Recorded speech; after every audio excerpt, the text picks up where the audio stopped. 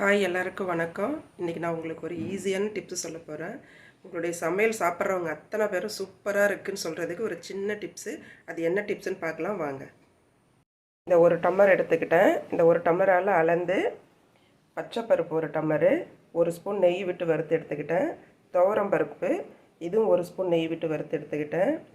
கொள்ளு ஒரு டம்ளரு, அதுவும் ஒரு ஸ்பூன் நெய் விட்டு எடுத்துக்கிட்டேன். உளுந்து வெள்ளை உளுந்து அதுவும் ஒரு ஸ்பூன் நெய் விட்டு நல்லா பொன்னிறமாக வறுத்து எடுத்துக்கிட்டேன். கடலப்பருப்பு அதே ஒரு டம்ளரு, ஒரு ஸ்பூன் நெய் விட்டு அதையும் வறுத்து எடுத்துக்கிட்டேன். அது கூடவே கருவேப்பிலை ஒரு கொத்து சேர்த்து அதையும் நெய் விட்டு வறுத்து எடுத்துக்கிட்டேன். இப்போ இதை நம்ம பொடி பண்ணி எடுத்துக்கலாம்.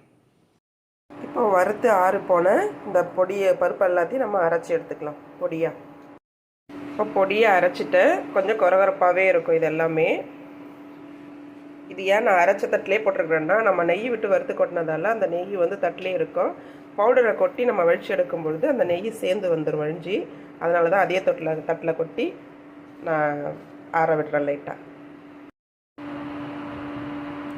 அரைச்ச அந்த பொடியை ஒரு ஸ்பூன் ரசத்துக்கும், 2 ஸ்பூன் சாம்பாருக்கும், 3 ஸ்பூன் காரக்குழம்புனா வத்தக்குழம்பு, இதுக்கெல்லாம் நீங்கள் சேர்த்து இந்த ரேஷியோவில் சேர்த்து சமைச்சு பாருங்கள். உங்கள் சமையலில் யாராக இருந்தாலும் சரி, ஒரு சின்ன குறை கூட சொல்ல முடியாது. அவ்வளோ மனமும் டேஸ்ட்டு சூப்பராக இருக்கும்.